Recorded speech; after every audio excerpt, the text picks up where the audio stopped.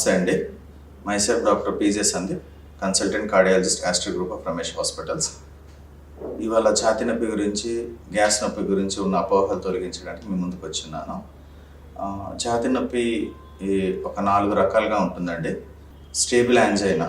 ఈ stable angina అనేది మనిషికి నడుస్తున్నప్పుడు ఛాతీ అంతా బరువుగా ఉండి మళ్ళీ రెస్ట్ తీసుకున్న తర్వాత తగ్గే నొప్పిని స్టేబుల్ యాంజైనా అంటారు.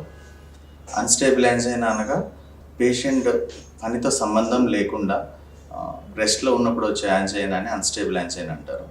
సివియర్ ఇంట్రాక్టబుల్ యాంజైనా అనగా పేషెంట్ కొలాప్స్ స్టేట్లో బీపీ డౌన్ అయిపోయి సివియర్ మ్యాసివ్ హార్ట్ అటాక్ని సివియర్ ఇంట్రాక్టబుల్ యాంజైనా అంటారు. ప్రిన్సిమెంటల్ యాంజైనా అనగా గుండె పైన ఉన్న రక్తనాళాలు సడన్గా సన్నపడిపోయి వచ్చే నొప్పిని ప్రిన్సిమెంటల్ యాంజైనా అంటారు.